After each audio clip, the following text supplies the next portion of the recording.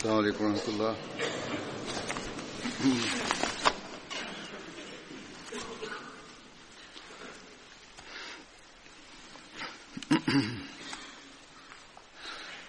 أشهد أن لا إله إلا الله وحده لا شريك له وأشهد أن محمدا عبده ورسوله أما بعد فأعوذ بالله من الشيطان الرجيم بسم الله الرحمن الرحيم الحمد لله رب العالمين الرحمن الرحيم مالك يوم الدين إياك نعبد وإياك نستعين اهدنا الصراط المستقيم صراط الذين أنعمت عليهم غير المغضوب عليهم ولا الضالين.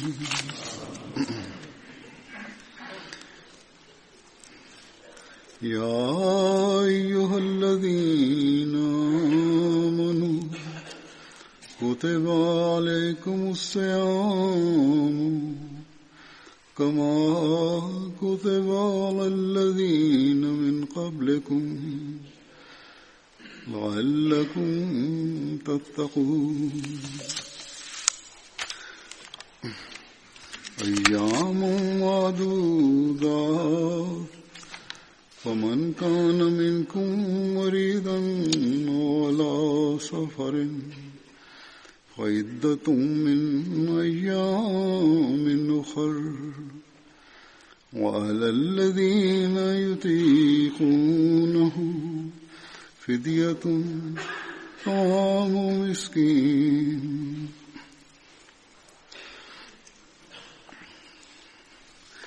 فمن تطوع خيرا فهو خير الله وأن تصوموا خير لكم إن كنتم تعلمون.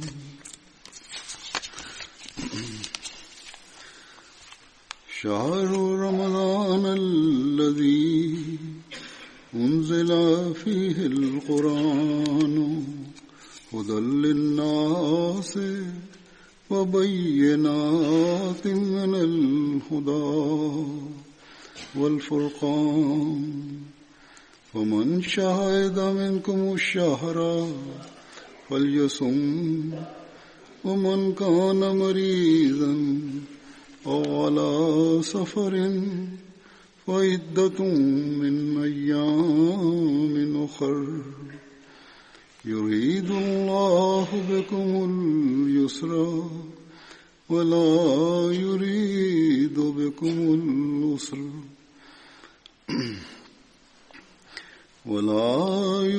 بكم العسر ولتكملوا العدة ولتكبروا الله على ما هداكم ولعلكم تشكرون.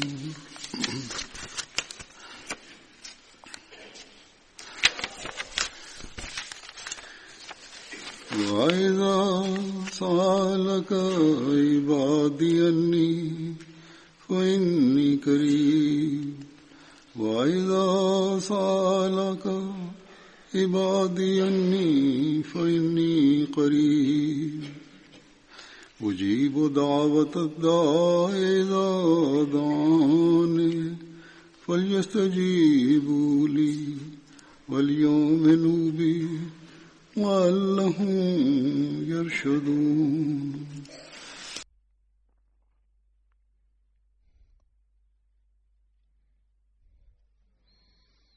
Im Namen Allahs des Gnädigen, des Barmherzigen. Die Übersetzung dieser Verse lautet: O, die ihr glaubt,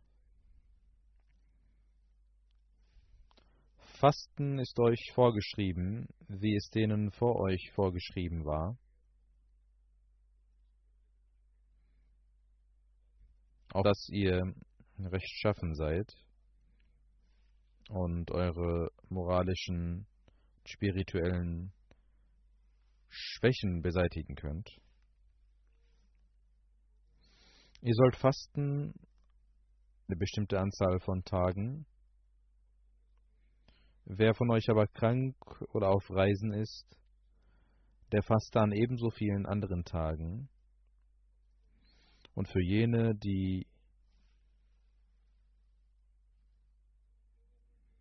es schwerlich bestehen würden zu fasten, ist eine Ablösung, nämlich die Speisung eines Armen gemäß der Kraft.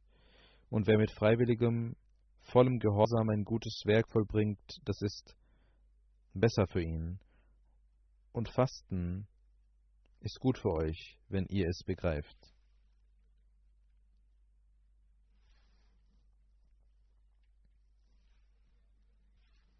Der Monat Ramadan ist der, in welchem und über welchem der Koran herabgesandt wurde. Es ist der Koran, welcher eine Weisung für die gesamte Menschheit ist. In diesem wurde der Koran niedergesandt und es ist deutliche Beweise der Führung und göttliche Zeichen sind in diesem heiligen Koran. Deswegen, wer also von euch in diesem Monat sieht und weder krank ist noch auf Reisen, der möge ihn durchfasten, ebenso viele andere Tage, aber wer krank oder auf Reisen ist. Allah wünscht eine Erleichterung für euch und wünscht nicht eine Beschwernis für euch. Und er hat dieses Gebot erlassen, damit ihr nicht in Schwierigkeiten gerät und dass ihr die Zahl der Tage erfüllt und Allah preisen möchtet, dafür, dass er euch richtig geführt hat und dass ihr ihm gegenüber dankbar sein möchtet. O Prophet, wenn meine Diener dich nach mir fragen, dann antworte ihnen, ich bin nahe. Ich antworte dem Gebet des Bittenden, wenn er zu mir betet. So sollten sie auf mich hören, diejenigen, die mich anbeten und an mich glauben, auf dass sie den rechten Weg beschreiten mögen. In diesen Versen hat Allah das Gebot des Fastens erlassen und die Bedeutung dieses Monats beschrieben, ebenso die Verantwortung der Gläubigen in diesem Monat. Er hat uns auch die Wege gezeigt, wie Gebete erhört werden können. Er hat für uns einen Monat geschaffen, in welchem Gott den Menschen sehr nahe kommt und Satan gefesselt wird. Wenn also von Gott solche Barmherzigkeiten und solche Segnungen, Türen solcher Segnungen geöffnet werden, wie sehr müssen wir dann versuchen, Gottes Gebot zu folgen und die Voraussetzungen des Fastens zu erfüllen. Der heilige Prophet Muhammad sallallahu alaihi wasallam sagte einmal, wenn ihr wüsstet, welche Vorzüge der Ramadan mit sich bringt und wie Allah und wie sehr er euch gegenüber barmherzig ist in diesem Monat, dann würdet ihr den Wunsch haben, dass der Ramadan das ganze Jahr gehen würde und wir das ganze Jahr die Möglichkeit hätten, die Segnungen dieses Ramadan zu erlangen. Fasten sind also Tage, die Allah für uns, für unser Wohl gegeben hat. Jegliche Art von Wohl, sowohl spirituell als auch körperlich. Selbst nicht-muslimische Ärzte sind mittlerweile überzeugt davon. Es gab früher wenige, aber jetzt gibt es viel mehr, die meinen, dass das Fasten auch körperlich eine gesunde Übung ist.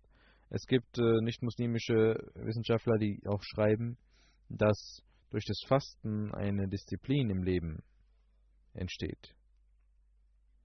Ein wahrer Gläubiger hat diese Erfahrung gemacht, egal ob diese Menschen dies zugeben oder nicht. Er weiß es, dass das Fasten sowohl körperlich als auch spirituell dem Gläubigen nützen und vielmehr sogar spirituell ihm einen Vorzug geben und ihn auf neue Ränge erheben. Wir sollten also dieses Gebot Gottes befolgen und im Monat Ramadan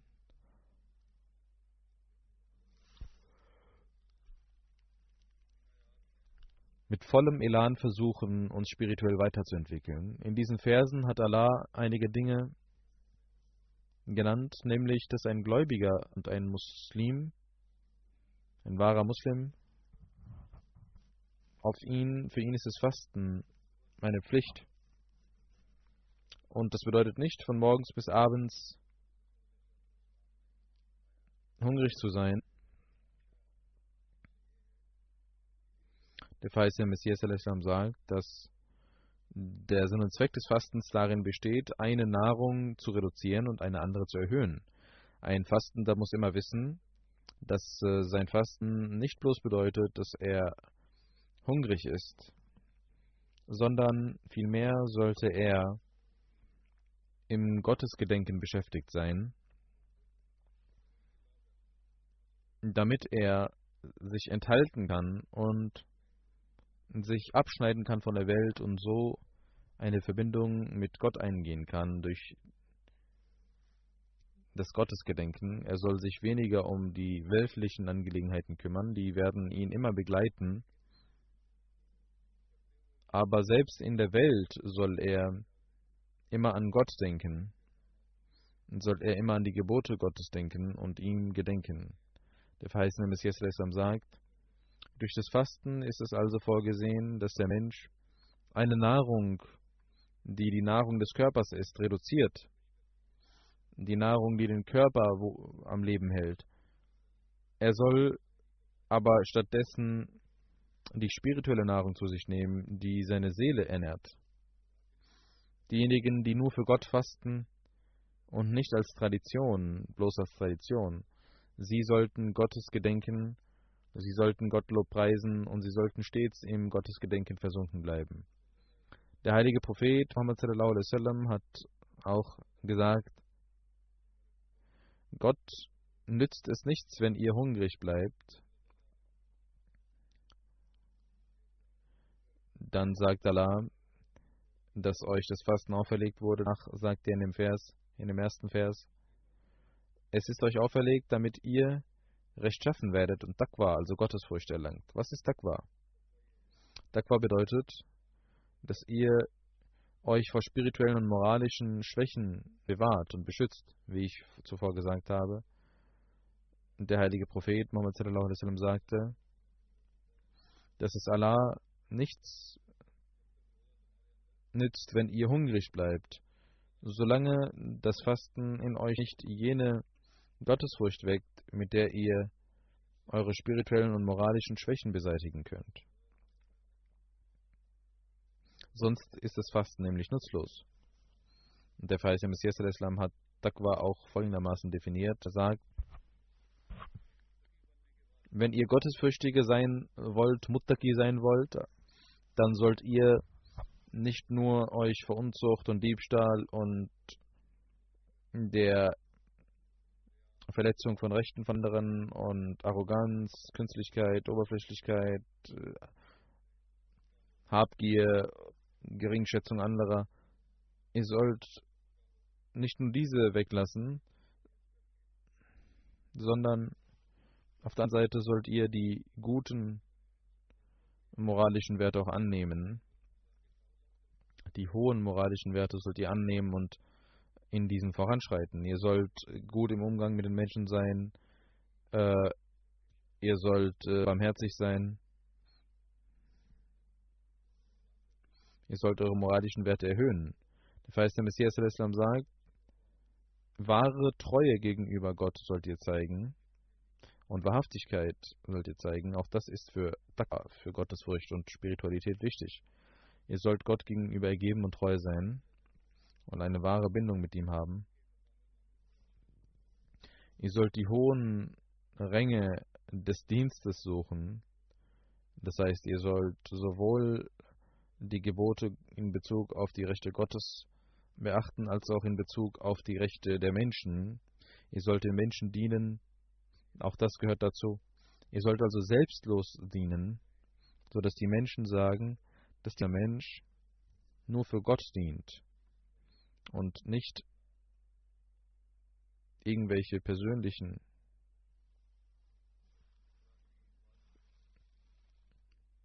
Interessen hegt. Der verheißene Messias sagt, so kann ein Mensch als Muttaqi, also als jemand, der Taqwa erlangt hat, bezeichnet werden. Das sind die wahren gottesfürchtigen Menschen, wenn man nämlich alle diese Vorzüge in sich besitzt. Wenn man nur individuell einige dieser Vorzüge besitzt, kann man nicht als Gottesfürchtiger gelten, solange also nicht diese alle Vorzüge vorhanden sind. Und für solche Menschen heißt es, La khawfun alayhim wa lahum yahzanun, weder sollen sie eine Furcht empfinden, noch sollen sie trauern. Das ist die Sicherheit, die Allah ihnen gegeben hat. Was wollen sie mehr, wenn Gott ihnen diese Sicherheit gegeben hat? Er selbst beschützt sie, wird zu ihrem Hüter und Beschützer. Denn Allah sagt, ich bin der Hüter derjenigen, die gottesfürchtig sind. In einem Hadith heißt es, dass Allah zu ihren Händen wird, mit denen sie etwas greifen. Er wird zu ihren Augen, mit denen sie sehen. Er wird zu ihren Ohren, mit denen sie hören. Er wird zu ihren Füßen, mit denen sie gehen. Und in einem anderen Hadith heißt es, wer meinem Menschen anfeindet, der soll wissen, dass er bereit sein sollte, gegen mich zu kämpfen. Und an einer anderen Stelle heißt es, wer meinen Wali, meinen Freund angreift, den greift Gott wie eine Löwin an, von der ihr Löwenkind weggenommen wurde. Wenn das also die Ränge der Gottesfurcht sind durch die Fastentage, können die Menschen, die Gläubigen, die Muslime so weit führen, dass Gott sie beschützt und sie hinter Gott stehen. Abu Huraira überliefert, dass der heilige Prophet Muhammad sallallahu alaihi wasallam sagte, Gott sagt, dass jede Tat des Menschen für ihn selbst ist, außer das Fasten. Das Fasten ist nur für Gott. Allah sagt, das Fasten vollzieht der Mensch nur für mich. Und wer für mich das Fasten vollzieht, so werde ich seine Belohnung sein, werde ihm geben, was ich will. Und dann sagte der heilige Prophet Muhammad sallallahu alaihi wasallam, dass der Allah sagte, das Fasten ist wie ein Schutzschild. Wenn jemand fastet, soll er sich fernhalten von Beschimpfungen und unzüchtigen Dingen. Er soll nicht beschimpfen. Und wenn jemand ihn beschimpft oder sich mit ihm streitet, so sollte er antworten, dass ich faste.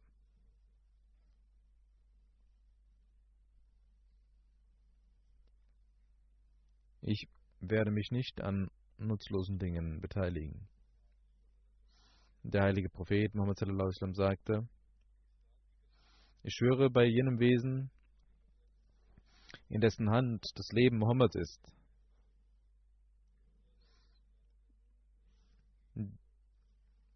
der Geruch des Fastenden, der Mundgeruch des Fastenden ist viel schöner als der Geruch von Moschus. Und es gibt zwei Freuden für den Fastenden. Einmal, wenn er das Fasten zu seiner Zeit bricht, freut er sich, dass Allah ihm die Möglichkeit gegeben hat, das Fasten zu brechen. Und zum Zweiten, wenn er Gott sehen wird, wird er wegen des Fastens zufrieden sein, weil Allah seine Belohnung sein wird. Er wird sie belohnen, so sehr wie er will.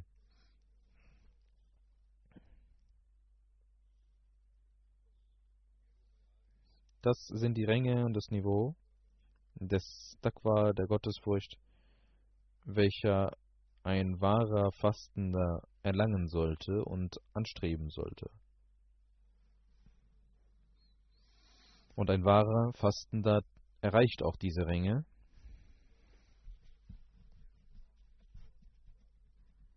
Man soll das Fasten vollkommen rein von weltlichen Verschmutzungen und Verunreinigungen vollziehen. Und man soll nicht bloß damit zufrieden sein, dass man gefastet hat. Es gibt viele Menschen, die fasten, die scheinbar fasten, aber weder ihre Gottesdienste, ihre Gebete, die den Standard haben, der angestrebt werden sollte, noch ihre moralischen Werte den Standard haben, der sein sollte. Als der heilige Prophet Muhammad sallallahu alaihi wasallam gesagt hat, dass Satan in diesem Monat gefesselt wird, hat er damit gemeint, dass auch im Monat Ramadan, warum gibt es dann im Monat Ramadan immer noch üble Dinge?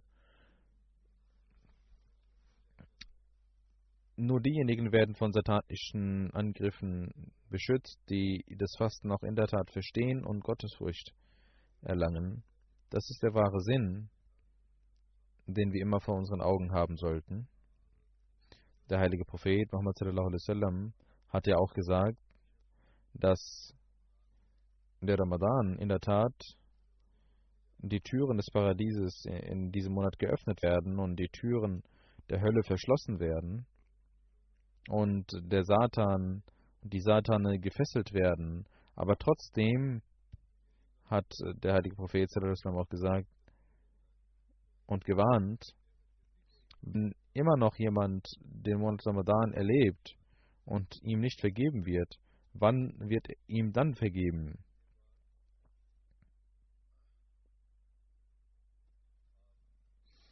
Das ist das, was der heilige Prophet Muhammad sallallahu alaihi wasallam uns lehrt, denjenigen, die Muslime sind, diejenigen, denen Allah gesagt hat, euch ist das Fasten auferlegt worden, damit ihr in diesen Tagen nur Gott anbetet und eure moralischen Werte voranbringt.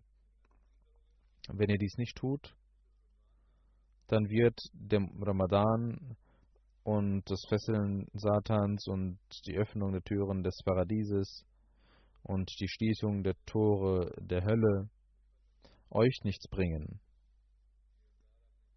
Das ist die Warnung, die er uns gegeben hat, dass trotz dieser unendlich großen Gnade Allahs und Barmherzigkeit Allahs wir nicht die Vergebung erlangen. Wann dann? Wir sollten also nicht bloß zufrieden sein mit dem Ramadan und uns beglückwünschen, sondern wir sollten auch uns überprüfen, ob wir den Sinn und Zweck, den Allah für den Ramadan genannt hat, ob wir dem nachgehen oder nicht. Möge Allah uns allen die Kraft dazu geben und uns in seiner Barmherzigkeit umhüllen. Im nächsten Vers sagt Allah und spricht Allah darüber, wann ihr nicht fasten müsst, aber davor hat er auch deutlich gemacht, dass dieses Gebot und dass, wenn Allah sagt, ich selbst bin die Belohnung des Fastens und ich vergebe den Menschen, die fasten, ihr sollt aber nicht denken, dass ihr jetzt ein sehr großes Opfer erbringt, weswegen Allah euch gegenüber so barmherzig ist und ihr es verdient habt. Vielmehr, Allahs Barmherzigkeit und Gnade und Liebe ist in der Tat sehr stark und sehr groß, aber das ist kein allzu großes Opfer, was ihr bringt. Ihr esst während des Sehri und während des Aftari, isst auch jeder, wie er will. Das ist also kein ständiges Opfer, was ihr bringt, auch nur begrenzt auf wenige Tage im Jahr. Es gibt Menschen, die voller Stolz sagen, wir haben gefastet und sind sehr stolz. Das ist kein großes Opfer, das man bekannt geben kann oder bekannt geben muss, sondern ein wahrer Gläubiger fürchtet sich stets, auch wenn er die größten Opfer erbracht hat, fürchtet er sich, ob Allah mit ihm zufrieden ist, statt es bekannt zu geben, dass er Opfer erbracht hat. Allah sagt, das sind einige Tage im Jahr.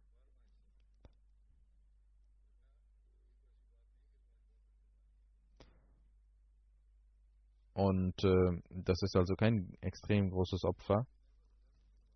Und Allah sagt, dass es seine Barmherzigkeit ist, dass er euch diese Möglichkeit gibt. Und ein Teil seiner Barmherzigkeit ist auch, wenn ihr auf Reise seid oder krank werdet, dann sollt ihr nicht fasten. Aber diese Fastentage, die ihr nicht zu Ende bringen konntet, die solltet ihr dann später im Jahr zu Ende bringen. Den Menschen, denen der Arzt rät, nicht zu fasten, sie sollen nicht fasten und sollen einem Armen speisen, je nachdem, wie viel Kraft man besitzt. Wenn man nicht die finanzielle Kraft dafür hat und selbst Hilfe benötigt, ist das eine Ausnahme. Aber jeder, der sich das leisten kann, selbst isst, es soll auch einem Armen die Speise geben. Und wenn ihr mehr könnt, sollt ihr auch mehr geben. Dann könnt ihr auch Fidya zahlen und später fasten. Der verheißene Messias al-Islam hat dazu gesagt, dass Allah den Menschen nicht über sein Vermögen belastet, je nachdem wie viel Kraft er besitzt. Entsprechend kann er andere versorgen. Das, was er selbst isst, kann er anderen geben. Und für die Zukunft, ihr sollt für die Vergangenheit Fidya zahlen, für die Zukunft versprechen, dass ihr fasten werdet. Der verheißene Messias al-Islam sagt, einmal kam in meinem Herzen der Gedanke, warum die Fidya auferlegt wurde. Ich habe darüber nachgedacht und bin zur Erkenntnis gekommen, dass diese Fidya dazu da ist, um Kraft zu erlangen zum Fasten.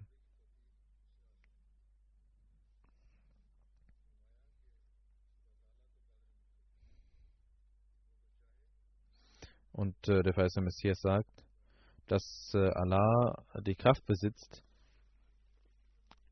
einem Menschen, der Tuberkulose hat oder der andere Krankheiten besitzt, er kann ihm auch die Kraft geben zu fasten, indem er ihn gesund macht. Deswegen bedeutet Fidya, dass man dafür betet, die Kraft zu erlangen, zu fasten. Und das geschieht nur durch Segnung Allahs. Der verheißene Messias sagt, der Mensch soll also beten, O Allah, das ist ein gesegneter Monat, den du gebracht hast, und ich habe nicht die Kraft, diesem zu folgen. Ich weiß nicht, ob ich das nächste Jahr erleben werde oder nicht, oder ob ich diese Fastentage, die ich nicht fasten konnte, ob ich diese zu Ende bringen kann, ob ich diese nachholen kann wegen meiner Gesundheit oder nicht. Deswegen soll er ihn um Kraft bitten. Dafür.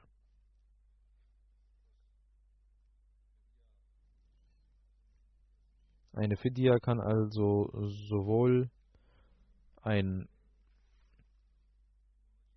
Patient, der temporär krank ist, zahlen, als auch jemand, der später die Fastentage wiederholen kann. Er kann auch Fidya zahlen. Diejenigen, die wieder gesund werden, sollen nicht bloß Fidya zahlen und denken, dass sie damit alles getan haben, nachdem sie im Ramadan dann wieder nach dem Ramadan gesund geworden sind und sie denken, wir haben nicht gefastet und haben Fidya gezahlt und das reicht und genügt. Das ist eine falsche Art und Weise, um sich falsche Türen zu öffnen, falsche Traditionen zu schaffen. Wenn ihr Fidya gezahlt habt im Ramadan, sollt ihr trotzdem nach dem Ramadan fasten, sobald ihr gesund werdet. Während des ganzen Jahres habt ihr die Möglichkeit dazu. ein chronisch Kranker oder eine Mutter, die stillt oder eine Schwangere, sie, wenn ein ganzes Jahr vergeht, reicht es aus, dass sie die Fidya zahlt oder dass sie die Fidya zahlen. Aber trotzdem sollt ihr, wenn ihr nicht die Möglichkeit habt zu fasten, in diesem Monat trotzdem eure Gottesdienste und eure anderen spirituellen Erfahrungen machen. Und das ist auch eine Segnung des Ramadan, die ihr erlangen werdet, auch wenn ihr nicht fastet und die Fidya zahlt und andere Gottesdienste und andere rechtschaffenen Taten tut. Nur die Fidya zu zahlen und das Gebet zu vergessen und andere guten Taten zu vergessen, das bringt nichts. Das kann einen Menschen nicht zu einem wahren gläubigen Menschen machen. Zu den Segnungen ihr könnt so nicht die Segnungen des Ramadan erlangen. Dann sagt Allah in diesem Vers, das, was ihr mit vollem Gehorsam tut, auch wenn ihr das nicht tun wollt und trotzdem tut, weil es ein Gebot Gottes ist, auch wenn es euch schwerfällt, dann wird Allah euch gute Resultate geben. Das bedeutet auch, wenn ihr etwas freiwillig tut, ist das auch ein Vorzug für euch. Beides ist eine richtige Übersetzung. Das heißt, wenn ihr mehr Fidya zahlt oder wenn ihr Nafl macht oder wenn ihr statt einem 2 speist oder beispielsweise, wenn ihr wisst, dass ihr heute nicht gefastet habt und morgen fasten werdet, trotzdem die Fidya zahlt, ist das etwas, was zusätzlich ist. Und Allah sagt, es ist schön, wenn ihr dies tut für euch.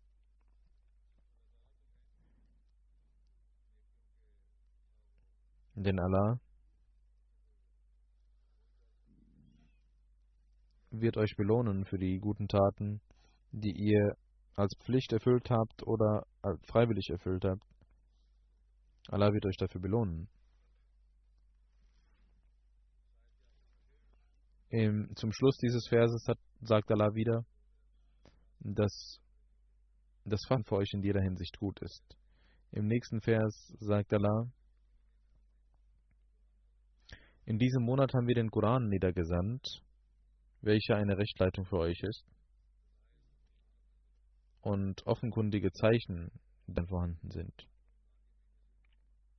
Der Koran hat also eine ganz besondere Verbindung mit dem Ramadan und darüber nachzudenken in diesem Monat, über die Gebote nachzudenken.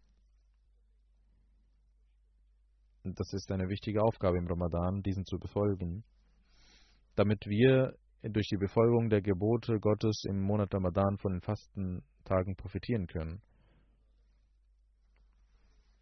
Jeder soll über die tiefen Bedeutungen des Heiligen Koran nachdenken, aber nicht jeder kann dies verstehen.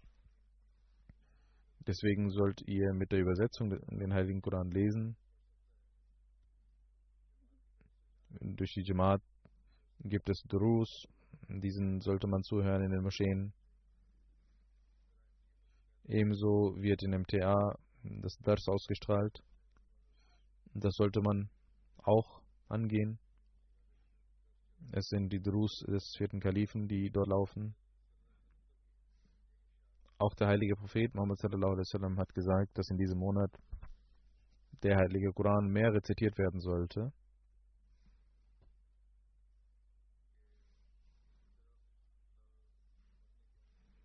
Ihr sollt euch, ein Ahmadi sollte auch in den gewöhnlichen Tagen sich mehr um die Rezitation des heiligen Koran kümmern, aber vor allem im Ramadan sollte dies gemacht werden. Sonst bringt es nichts, bloß zu fasten. Allah hat vor allem in diesem Monat darüber gesprochen, dass der Koran niedergesandt wurde. Und der heilige Prophet Muhammad sallallahu alaihi wasallam hat gesagt, dass ihr dies tun sollt. Wir sind sehr glückliche Menschen, glückselige Menschen, dass Allah uns in dieser Zeit die Möglichkeit gegeben hat, an den Diener des heiligen Propheten sallallahu alaihi wasallam zu glauben, der uns den Koran gelehrt hat und neue Bedeutungen des Koran gezeigt hat und auch gezeigt hat, wie wir den Koran ehren können, wie wir ihn lesen und rezitieren können, welche Nutzen wir daraus ziehen können.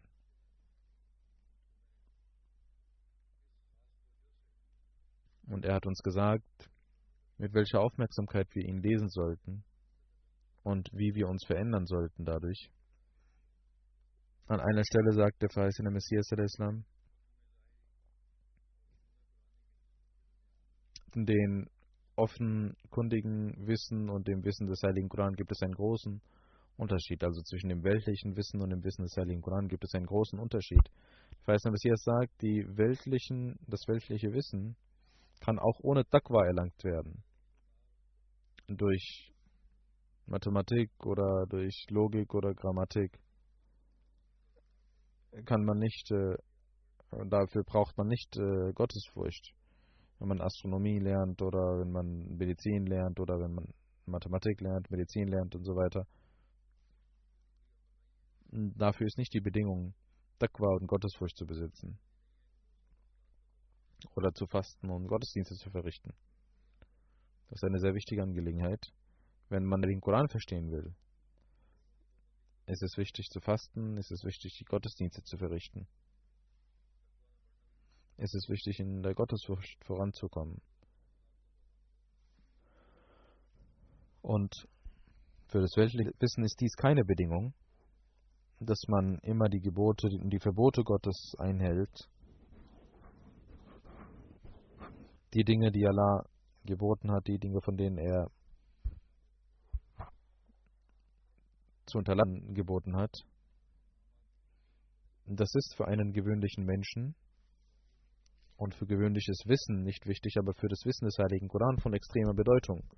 Und so sagt der verheißene Messias al-Islam, ihr sollt jede eurer Taten, jedes eurer Wörter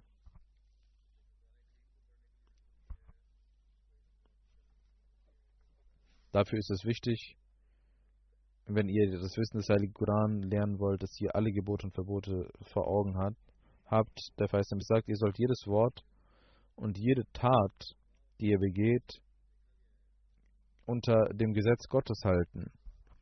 Und wir sehen, dass viele Menschen, die weltliches Wissen erlangen, zu Atheisten werden. Und heute, sagt der verheißene Messias, gibt es ein großes Experiment, was vorhanden ist, ein großer Beweis. Es gibt in Europa und Amerika viele Menschen, die Wissen erlangt haben, die im weltlichen Wissen vorangeschritten sind, aber ihre spirituellen und moralischen Standards sind sehr bedauernswert. Und heute sehen wir noch mehr, dass im Namen der Freiheit moralischer Verfall vorangeht. Der verheißene Messias sagt, es ist bekannt und wir können nicht davon berichten, was in den Parks von London und in den Straßen von Paris vorgeht. Aber Gottesfurcht ist das Wichtigste, um das Wissen des Heiligen Koran zu erlangen. Dafür ist es wichtig, wahre Reue zu zeigen. Solange der Mensch nicht voller Demut Gottes Gebote befolgt und er zittert oder schaudert vor seiner Majestät und ihn anbetet, kann ihm nicht die Tür des Wissens des Heiligen Koran geöffnet werden. Und ihm kann nicht die Nahrung für die Seele gewährt werden aus dem Heiligen Koran, durch das er Erquickung findet für seine Seele. Wenn man also das Wissen des Heiligen Koran verstehen will, ist Taqwa und Gottesfurcht sehr wichtig. Der verheißene Messias sagt, der Heilige Koran ist das Wort Gottes, das Buch Gottes, und das Wissen des Heiligen Koran liegt in seinen Händen. Taqwa ist also die Leiter, die euch zum Wissen des Heiligen Koran führt. Ihr sollt die Treppe und die Leiter des Taqwa benutzen, um das Wissen des Heiligen Koran zu erlangen.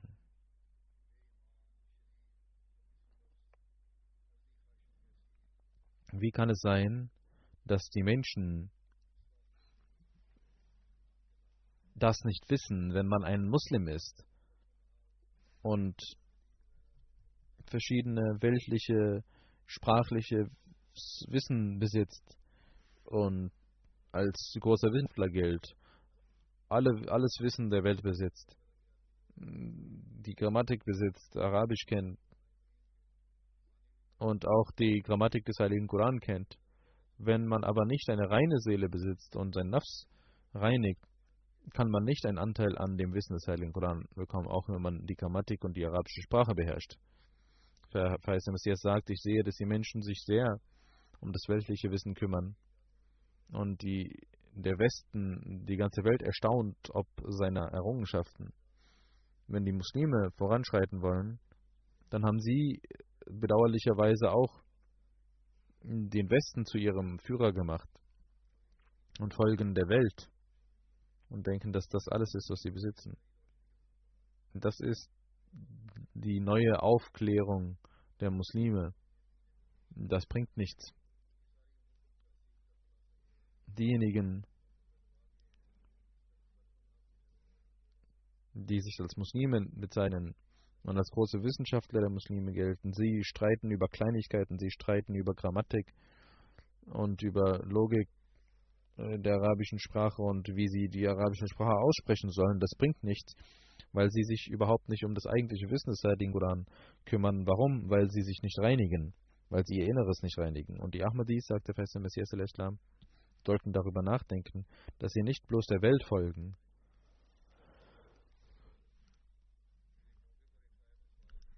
sondern versuchen sollten, das Wissen des Heiligen Koran zu erlangen. Jemand fragte den feisten Messias, wie soll man den Koran lesen? Der feiste Messias antwortete, ihr sollt voller Aufmerksamkeit und voller Sorge und vollem Nachsinnen den Koran lesen. In einem Hadith heißt es, es gibt viele Menschen, die den Koran lesen, die aber vom Koran verflucht werden. Derjenige, der den Koran liest und diesem nicht folgt, der wird vom Koran verflucht. Wenn ihr den Heiligen Koran rezitiert und einen Vers lest, in dem es um die Barmherzigkeit Gottes geht, dann sollt ihr die Barmherzigkeit Gottes ersuchen und erflehen. Wenn es um eine Bestrafung eines Volkes geht, dann sollt ihr die Strafe Gottes fürchten und sollt Zuflucht suchen durch Istighfar und durch Reue von der Strafe sollt ihr euch fürchten. Das ist die Art und Weise, wie man den Heiligen Koran lesen sollte in diesen Tagen. Wenn wir die Möglichkeit haben, stärker den Heiligen Koran zu rezitieren, sollten wir auf diese Art und Weise den Heiligen Koran lesen und rezitieren. Dann sagt der verheißene Messias al-Islam, ihr sollt achtsam sein und sollt auch nicht einen Schritt entgegen dem Gebot Gottes tun. Ich sage euch die Wahrheit. Derjenige, der auch ein einziges Gebot aus den 700 Geboten des Heiligen Koran nicht befolgt oder es ignoriert, er verschließt sich die Tür der Erlösung. Alles andere als der Heilige Koran ist nur die Widerspiegelung des Koran. Ihr sollt ihn lieben, so sehr wie ihr nichts anderes geliebt habt. Denn Gott hat mich angesprochen und gesagt, Al-Khairu kulluhu fil Quran. Jegliches Wohl liegt im Koran. Das ist die Wahrheit. Wie bedauerlich, dass die Menschen andere Dingen den Vorzug vor dem Koran gewähren. Der Koran ist die Quelle all eurer Erlösung und eures Erfolges. Es gibt nichts an religiösen Bedürfnissen, was nicht im Koran vorhanden wäre. Der Koran wird richten am Tage des jüngsten Gerichts über euch. Und es gibt kein Buch unter dem Himmel, das ohne den Heiligen Koran euch Leitung gewähren kann. Ihr könnt nur durch den Koran Leitung finden. Gott hat euch einen großen Gefallen getan, dass er euch den Koran gegeben hat. Ich sage euch mit voller Wahrheit, wenn dieses Buch den Christen gegeben worden wäre, wären sie nicht verloren gegangen. Und diese Segnung, die euch gewährt wurde, wenn sie statt der Tora den Juden gewährt worden wäre, dann wären sie nicht heute, einige von ihnen würden nicht den jüngsten Tag ablehnen. Ihr sollt also das wertschätzen, was euch gegeben wurde. Das ist eine wahrhaft große Segnung, die euch gegeben wurde. Es ist ein großer Schatz. Wenn der Koran nicht gekommen wäre, wäre die Welt voller Schmutz. Der Koran ist das Buch, vor dem alle anderen Rechtsleitungen nutzlos sind. Wir sollten also versuchen, den Koran zu verstehen und ihm zu befolgen und daraus Nutzen zu ziehen. Im Monat Ramadan gibt es viele Menschen, die sich darum kümmern. Sie sollten dies auch zu ihrem Bestandteil ihres Lebens machen. Vor allem hat Allah im Ramadan uns Gläubigen das Gebot gegeben, den Koran zu rezitieren, damit wir durch diese Übung, durch diesen Monat der Übung, wenn wir uns vor allem um den Koran kümmern, auch in den gewöhnlichen Tagen dies tun sollten.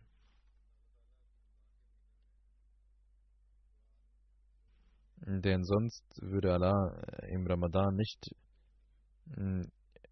über den Koran aufmerksam machen. Ein wahrer Gläubiger ist derjenige, der dann standhaft die rechtschaffenen Taten voranführt und voranbringt und nicht aufhört damit. Diese große Führung hatte Allah uns durch den heiligen Propheten Muhammad sallallahu alaihi wasallam gegeben. Wir sollten also das zu dem Mittel unserer Rechtleitung machen.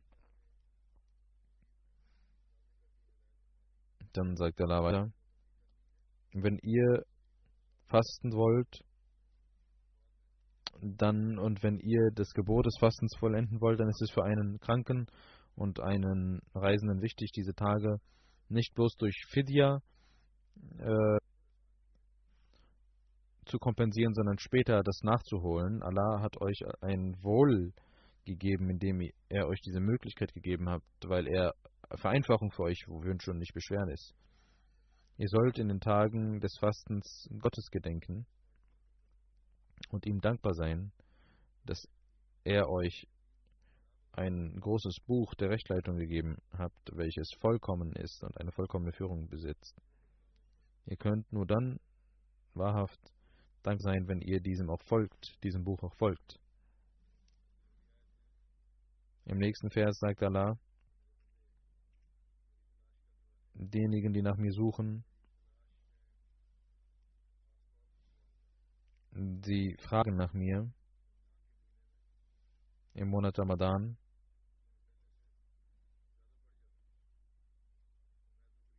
Ich bin ihnen nahe und höre, was sie rufen. Wenn sie aufrichtig von mir verlangen, dann werde ich auch hören. Aber dafür ist es wichtig, dass auch derjenige, der betet, mir gehorcht.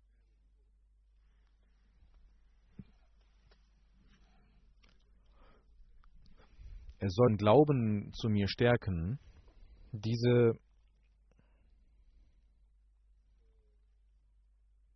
Wenn er sagt, dass ich zwar bete und wir sehr viel gebetet haben, aber Gott hat uns unser Gebet nicht erhört. Das sind Beschwerden, die einige Menschen nach kurzer Zeit vorbringen. Wenn wir der Leitung Gottes nicht folgen, wenn wir die Liebe zu Gott nicht stärken und suchen, wenn wir nicht zu seinen wahren Dienern werden und nur in einem Zustand des Leids ihn anflehen und dann ihn vergessen, wie können wir dann sagen, dass Gott unsere Gebete nicht erhört hat? Wir müssen also als allererstes uns selbst verbessern. Dafür muss man die Segnungen Gottes in sich aufnehmen und dafür auch beten. Deswegen müssen wir auch beten. Und dann wird Allah auch uns Ruhe gewähren. Auch das ist die Erfüllung und Erhörung seiner Gebete. Der Gebete, die der Mensch an ihn richtet. Und Allah wird auch unsere Gebete danach erhören. Der erste Schritt muss von uns getan werden, im Monat Ramadan, wenn wir die Nähe Gottes erlangen wollen, hat Allah auch dafür gesorgt, dass wir seine Nähe erlangen, sonst das ist der Schritt, den wir tun müssen. Und wir dürfen nicht uns beschweren, dass er die Gebete nicht erhört. Wir müssen unser Zustand derart entwickeln, dass unsere Gebete erhört werden. Der verheißene Messias al-Islam hat uns Leitung gegeben, wie wir das tun können. Er sagt, es ist wichtig und richtig, dass derjenige, der nicht seine Taten zurecht macht, der kann nicht beten. Er will Gott prüfen, indem er betet. Ihr sollt, bevor ihr betet, all eure Kraft aufwenden. Das bedeutet Gebet. Erstmal eure Kraft aufwenden dafür. Ihr sollt nicht denken, dass wir jeden Tag beten und das Gebet verrichten und auch Bittgebete an den Tag legen. Sicherlich ist es normal, auch das Dua und das Bittgebet, aber der Zustand, den ihr erlangen müsst, der ist extrem wichtig. Denn jenes Bittgebet, was nach der Erkenntnis kommt und durch die Segnungen Gottes kommt, hat einen ganz anderen Zustand, eine ganz andere Seele. Sie ist wie ein Feuer, das das Innere zerstört, und es ist ein Tod, was Leben gewährt. Es ist ein Sturm, der sich in ein Boot verwandelt und euch Erlösung gewährt. Jedes erdenklich verdorbene Ding kann dadurch wieder belebt werden und jedes Gift kann in Gegengift verwandelt werden. So ist das Gebet, das wahre Gebet. Der verheißene Messias sagt, gesegnet seien die Gefangenen, die beten, denn sie werden erlöst werden. Gesegnet seien frohe Kunde den Blinden, die beten, sie werden eines Tages sehen. Frohe Kunde denen, die in den Gräbern liegen, also in spirituellen Gräbern, und beten, denn sie werden erlöst werden von dem Grab und wieder auferstehen. Gesegnet und frohe Kunde euch, die ihr nicht aufgebt im Gebet und eure Seele sich verschmilzt im Gebet und eure Augen tränen im Gebet und in eurer Brust ein Feuer lodert und ihr verlassene Wälder sucht, um zu beten. Denn letzten Endes wird euch Segnung gegeben werden. Jener Gott, zu dem wir rufen, ist ein extrem gütiger und barmherziger und aufrichtiger und treuer Gott, und er ist barmherzig gegenüber den Aufrichtigen. Ihr sollt auch treu sein, und er wird euch Barmherzigkeit gewähren. Ihr sollt euch von der Welt entfernen, und ihr sollt nicht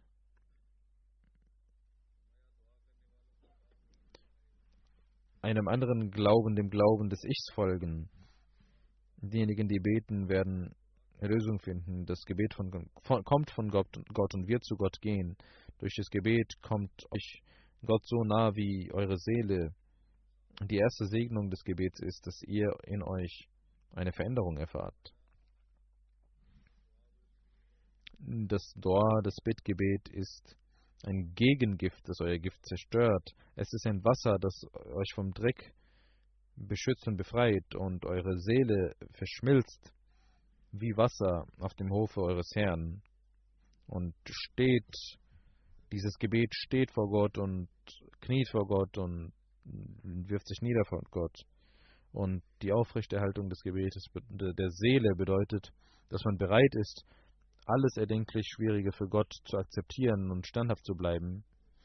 Und das Ruku, also das Beugen, bedeutet, dass alle Liebe vergehen wird und man nur Gottes Liebe vor Augen hat und dass man nur für Gott wird.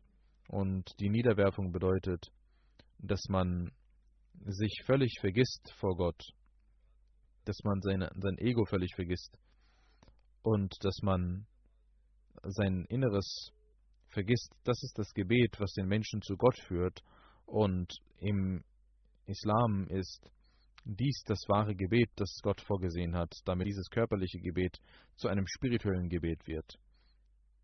Das ist also der Zustand, den wir in uns entwickeln sollten, damit wir die Erhörung der Gebete kennenlernen, damit wir auch die Möglichkeit haben, wahrhaft zu beten und auch sehen, dass Gott unsere Gebete erhört. Wenn es einen Mangel an der Erhörung der Gebete gibt, dann ist es ein Mangel, den wir in uns selbst führen. Allahs Versprechen kann nicht falsch sein. Wir sollten in diesen Tagen verstärkt für unseren Zustand beten. Wir sollten beten dafür, dass Allah uns die Möglichkeit gibt, uns zu verändern. Allah, der den Menschen sehr nahe ist, ist uns noch näher gekommen.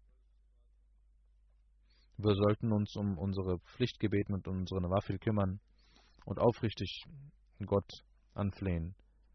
Der heilige Prophet Muhammad sallallahu alaihi wasallam hat gesagt, dass die ersten 10 Tage dieses Monats eine Barmherzigkeit sind, die zweiten 10 Tage die der Vergebung und die dritte der Erlösung sind von der Hölle. Möge Allah uns zu seinen wahren Dienern machen und uns in seine Barmherzigkeit umhüllen und mögen wir von den Segnungen dieses Monats profitieren. In diesen Tagen sollten wir auch für die Jamaat beten. Möge Allah die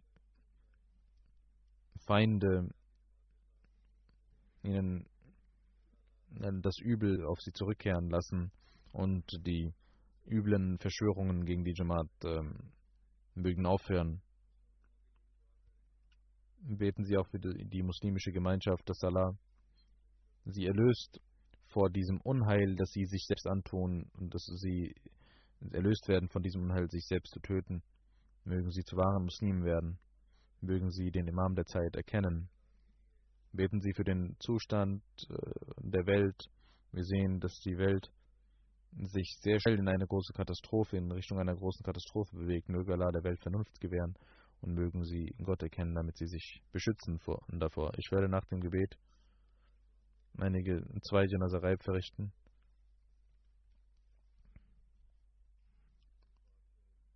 Und vor 2 Monaten sind diese Menschen schon verstorben, aber jetzt habe ich diese Daten bekommen. Dr. Tahir Aziz Ahmed Sahib, Sohn von Ashadullah Bhatti Sahib aus Islamabad.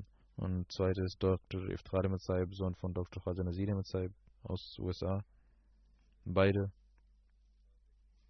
waren in Jang und ein Angestellter von Dr. Iftar Ahmed Sahib tötete sie in Allahi Rajiun. Dort haben die Mörder nicht einmal die Befürchtung, dass sie gefasst werden, weil die Ahmadis töten und die Maulvis sie beschützen.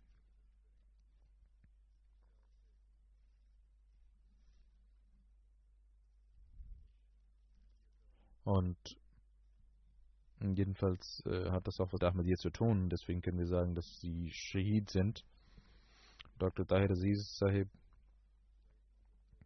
ist am 27. November 1967 geboren und die Ahmadiyyat kam durch seinen Urgroßvater Maulud Muhammad Sahib aus Silla Gurdaspur in die Familie Maulvi Nur Ahmed Sahib hatte es verweigert, auf die Fatwa von Maulvi Muhammad Hussain Badawi zu unterschreiben, unter diese Fatwa zu unterschreiben, und hat ihm geschrieben, dem Maulvi Muhammad Hussain Badawi, das ist auch in Al-Hakam veröffentlicht über den feisten Messias am 10. Oktober 1897. Maulvi Nur Muhammad Sahibs Vater auf Lodi Nangal hatte der feiste Messias mit seinen Söhnen Mirza Sultan Ahmed Sahib und Mirza Fazl Ahmed Sahib, hat ihn zum Lehrer seiner Söhne gemacht. In Tariq Ahmadiyyat, Band 1 ist dies niedergeschrieben. Der Verstorbene machte Matric und dann in Islamabad studierte er und Medizin, war ein sehr aufrichtiger Arzt, der sich um die Menschen kümmerte, und sein Haus war auch ein Namaz Center, hatte auch eine liebevolle Bindung zum Khilafat. Viele hunderte Menschen, Nicht-Ahmadis, kamen, um ihr Beileid zu bekunden und sagten, dass dies ein Schaden für die ganze Nation ist. Er hat eine Frau und 2 Töchter und einen Sohn hinterlassen. Und der Sohn ist in London mittlerweile. ist der Schwiegersohn von Dana Khalid Sahib. Sein älterer Bruder Fuzail Sahib ist für Zindagi Murabbi Silsila, war früher in MTA. Und jetzt ist lehrt er an der Jamia Ahmadiyya Rabwa, der zweite Verstorbene. Ist Dr. Iftikhar Ahmed Sahib aus Gujranwala. Er war der Enkel von Muhammad Jamal Sahib, Gefährte des Weißen Messias.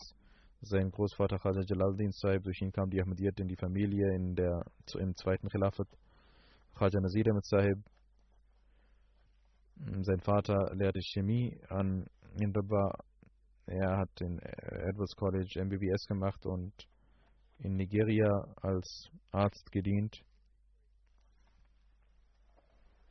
Nach 3 Jahren ging er in die USA, wo er MD machte, und 15 Jahre lang, nachdem er in Pakistan das Leben verbracht hat, kam er zurück nach Pakistan und ging zurück nach Pakistan und dann wieder nach USA vor 3 Jahren, wo er in Kalifornien arbeitete. Und dann ging er wieder nach Pakistan. Er diente den armen Menschen und machte große finanzielle Opfer. War ein aufrichtiger Mensch. Er hat außer einer Frau 3 Töchter hinterlassen. Möge Allah beiden Verstorbenen Barmherzigkeit und Vergebung gewähren und auch ihren Kindern die Kraft geben, mit dem Khilafat, mit der Jamaat verbunden zu bleiben.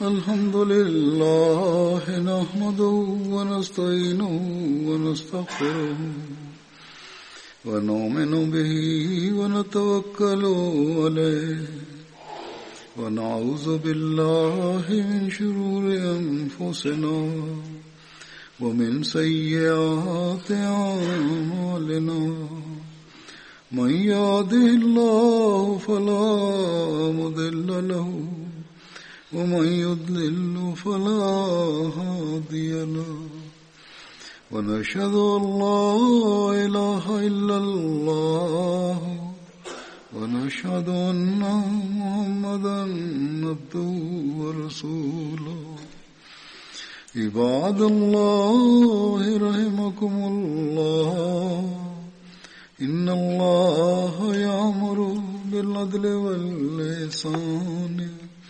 وإيتاء ذي القربى وينهى عن الفحشاء والمنكر والبغي يعظكم لعلكم تذكرون اذكروا الله يذكركم وادعوه يستجب لكم ولذكر الله أكبر